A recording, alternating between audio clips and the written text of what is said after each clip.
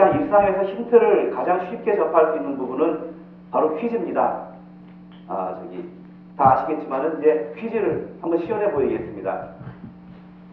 자, 힌트의 역할에 대해서 한번 인지를 해주시기 바랍니다. 저기 준비된 조교가 있습니다. 자, 나오셨어요? 예, 제가 지금부터 퀴즈를 드리겠습니다. 문제를 잘 듣고 정답을 맞춰주세요. 자, 다음은 바람에 대한 설명입니다. 어떤 바람일까요? 적도지방과 극지방의 태양에너지 차이와 문제를 끝까지 듣고 답해주십시오. 태양에너지 차이와 지구 자전의 영향으로 문제를 끝까지 듣고 답해주십시오. 북위 30도에서 60도 사이 중위도 지역의 왼쪽에서 오른쪽으로 부는 바람을 무엇이라고 할까요? 무엇이라고 할까요? 아닙니다. 한이바람이요? 아닙니다. 아는 바람이 없는지. 예. 힌트 드리겠습니다. 힌트는 방사능. 편서풍. 예, 맞습니다. 편서풍. 편서풍 정답입니다. 자, 여기서 벌써 힌트의 역할이 어떤 것입니까? 그러니까 힌트라는 걸 우리가 퀴즈를 하게 되면은 본인의 선입견으로 막 정답을 남발합니다. 중간에 반만 듣고. 근데 선입견에 넘어가게끔 퀴즈를 내지는 않지요. 그런 다음에 힌트가 주어졌을 때 우리가 그걸 듣고 나서는 이제 바른 정답으로 유도가 되는 것입니다. 이때 힌트의 역할은 선입견을 깨는 것이다 라고 할 수 있지 않을까요? 퀴즈 하나 더 낼까요? 아버지와 아들이 큰 교통사고를 당했습니다. 그래서 응급실로 실려갔고 아버지는 응급실에서 바로 입원실로 올라갔고 아들은 크게 다쳐서 수술실로 갔습니다. 그 병원 의사들이 모두 달려왔고 워낙에 큰 수술이다 보니까는 그 병원의 원장 선생님이 수술칼을 잡았습니다. 그래서 선생님이 환자를 내려다보는 순간 수술칼을 떨어뜨릴 정도로 깜짝 놀라면서 외쳤습니다. 내 아들인데 나는 내 아들을 수술할 수가 없습니다. 라고 얘기를 했습니다. 이 원장 선생님은 누굴까요? 엄마. 저분을 통제했어야 되는데 원래 이쯤되면은 뭐 양아버지, 작은아버지 이런 식으로 나오다가 물론 이거 제가 만든 얘기가 아니기 때문에 어디선가 이렇게 많은 분을 모이시면은 들으셨을 거로 싶은데 조금 좀 기분이 빠졌네요. 예, 맞습니다. 우리가 당연합니다. 그러니까 아버지가 안 계시면은 내 아들이라고 부를 수 있는 사람은 엄마가 있는데도 불구하고 언뜻 그 생각을 못하고 무슨 복잡한 관계일까? 입원실에 같은 사람이 내려왔을까? 뭐 이런 생각으로 아버지 대해서만 생각을 합니다. 그게 바로 선입견이고요.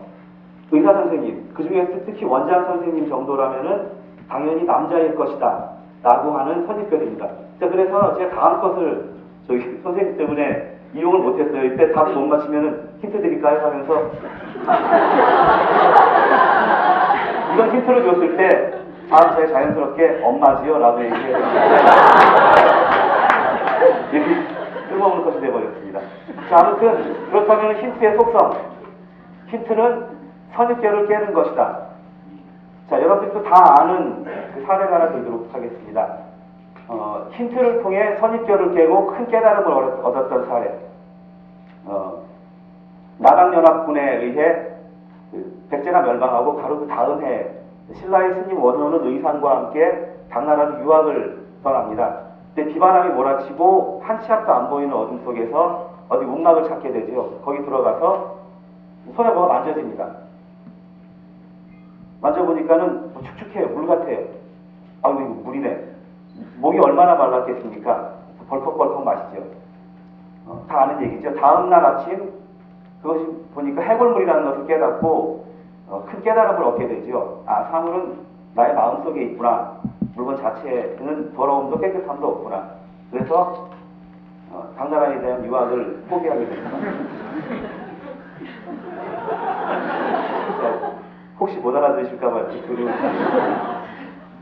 자, 이때 해골물은 힌트의 역할을 하는 것이죠. 그래서 사물 자체에는 깨끗함도 더러움도 없는데 세상 모든 것은 내 마음에 달려있다라고 하는 것을 깨닫게 됩니다. 이 한자 어렵죠? 돈오점수라고 있습니다. 그러니까 불교에서는 일단 진리를 70%만큼, 80%만큼 이렇게 로딩하듯이 깨닫는 것이 아니라 순간적으로 머리에 띵 부딪히듯이 깨닫는다고 하더라고요.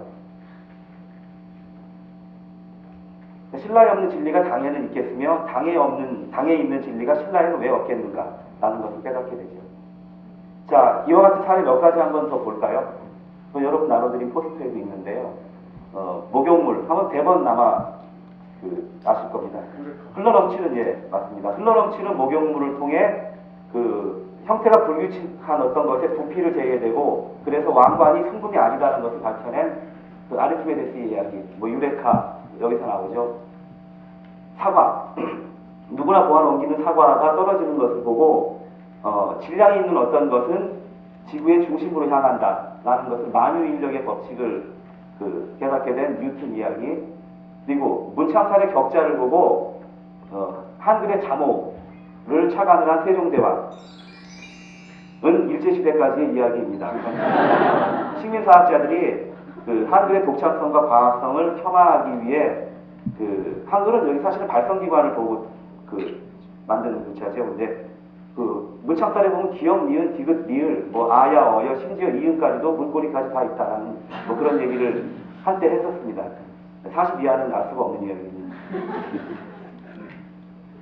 자, 양치기 조셉의 이야기인데요. 울타리를 넘어 도망치는 양들이 장미넝쿨 쪽으로는 가지 않는다는 것을 보고 조셉은 이런 착안을 합니다. 울타리를 장미넝쿨처럼 만들자 해서 철조망을 만들고, 그리고 곧이어 터진, 이런 사람들 항상 운이 따라줍니다. 곧이어 터진 2차 대전, 1차 대전 때 각 나라가 국경선을 많이 만들더라고. 이 사람은 굉장히 큰 갑부가 됩니다. 자, 이렇다면은 힌트는 참 쉽죠. 힌트를 통해서 어떤 혁신을 이뤄내는 것, 대박을 이뤄내는 것은 참 쉽습니다. 과연 그럴까요? 그런데 힌트는 아쉽게도 이런 힌트가 주어졌을 때 모든 사람이 그거를 다 흡수하는 것이 아니라 대부분의 사람은 일회성으로 그치고 맙니다. 해골물을 마셨을 때 해골물을 마신 사람 100사람 중에 어떨까요? 99명의 사람은 그 다음날 목구멍을 손가락을 목구멍에 집어넣게 됩니다. 바로 이런 경기를 일으키게 되겠죠. 오직 원효 같은 1%의 사람이 혁신을 이뤄내게 되는 것입니다. 그러니까 위인전에 나오게 되죠. 이런 경험들 많이 하셨을 거예요. 내가 이 오늘의 승모를 참으면 사람이 아니다. 내가 오늘부터 내 혁신을 이뤄서 내일 아침에 영어 학원도 가고 뭐도 해보고 해야지 하고 하는데 99%의 사람은 그것을 이뤄내지 못합니다. 일찍이 이러한 사실을 간파한 영국의 극작가 버나드 쇼가 이런 유명한 말을 했습니다. 사람들이 경험을 통해 아무것도 배우는 것이 없다는 사실을 우리는 경험을 통해 배운다. 공감하시죠? 공감하시는 분들 박수 한번 쳐주세요.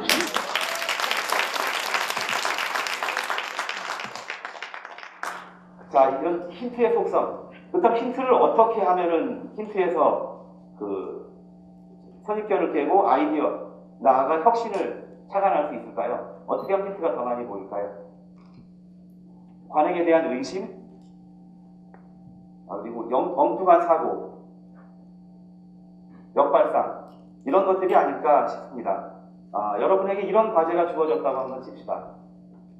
어떻습니까?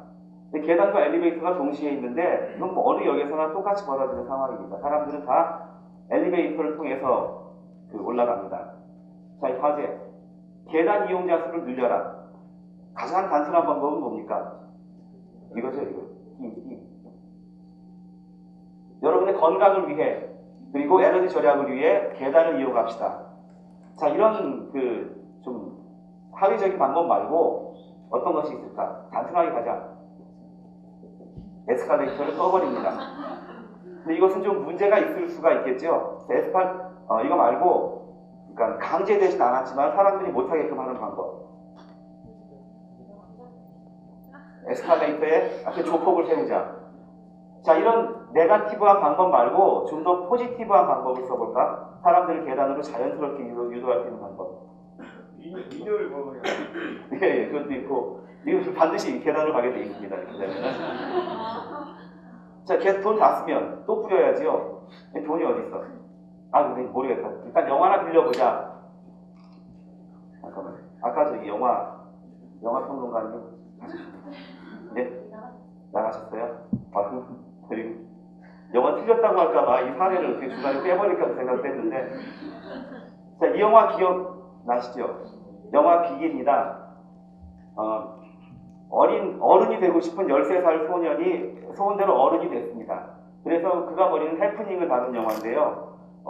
어른이 된 아이는 물론 영화배우 톰 행스고요. 1988년작인데 이 영화의 내용을 기억하지 못하는 사람도 이 큰 건반 위에서 발로 연주하는 피아노 장면은 다들 기억을 하실 겁니다. 뭐 너무나 유명한 스팅에서 나왔던 단단단 하는 그 곡도 기억하실 거고. 자, 이게 의도하지 않았던 여성분이 이걸 한번 보시죠.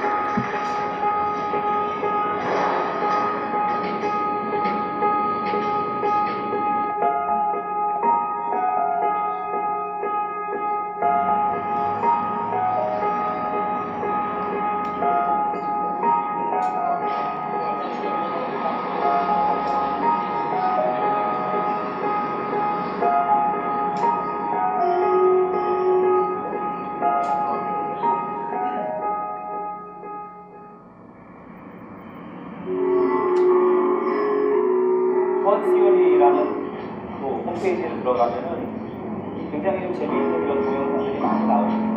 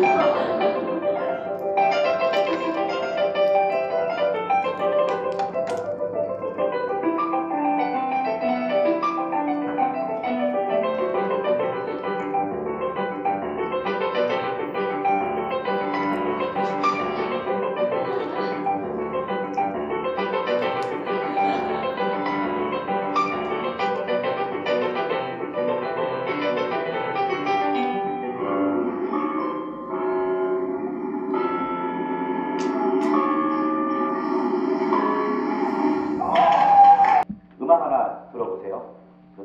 특히나 곡을 잘 한번 음미해 보시기 바랍니다. 음미하지 마시고 한번 따져 보시기 바랍니다. 내게 달려와줘 너를 뜨겁게 안고서 나의 날개가 되어 언젠가 자, 너를 뜨겁게 안았는데, 저를 뜨겁게 안았는데 두 팔이 날개가 됐으면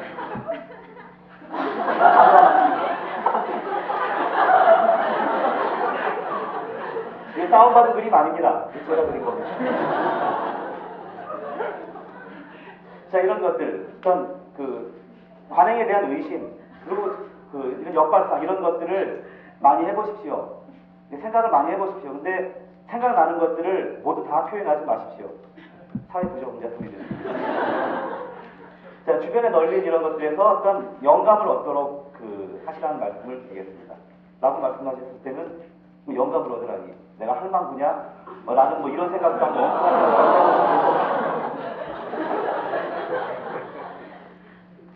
자, 그렇다면은 힌트 다 써먹었네. 이제 내가 써먹을 힌트가 뭐가 있겠어? 내가 찾아갈 것이. 그렇지만은 세상은 넓고 힌트는 널렸습니다. 힌트의 매장량은 우리가 생각하는 만큼입니다. 힌트는 영원한 블루오션이라고 할 수 있습니다. 자, 힌트의 매장량은 무궁무진하다. 힌트는 무궁무진하다 하는 것을 터키의 시인 나짐 히크메트라는 사람이 진정한 여행이라는 시를 통해서 이렇게 표현을 했습니다. 가장 훌륭한 시는 아직 쓰이지 않았다. 가장 아름다운 노래는 아직 불리지 않았다. 최고의 나날은 아직 살지 않은 날들. 가장 넓은 바다는 아직 항해하지 않았고 등등. 그래서 어느 길로 가야 할지 더 이상 알 수 없을 때 그때가 비로소 진정한 여행의 시작이다. 라는 유명한 시인데요. 이 시를 쓴 지는 한 6, 70년 됐을 겁니다. 아마. 물론 이분은 힌트가 무궁무진하다는 것을 보여주기 위한 의도로 쓴 시는 아닙니다. 그러니까 진보적인 사회주의자인데 이분이 어떤 세상에 나아갈 때 이런 것들에 대해서 국권이 나아가자 이런 의도로 쓴 건데 우리는 이런 식으로 살아가면 되지 않겠습니까? 자, 힌트를 가는 좁은 문, 1%밖에 안 되는 좁은 문, 좁지만 결국은 열립니다. 왜? 문이니까. 감사합니다.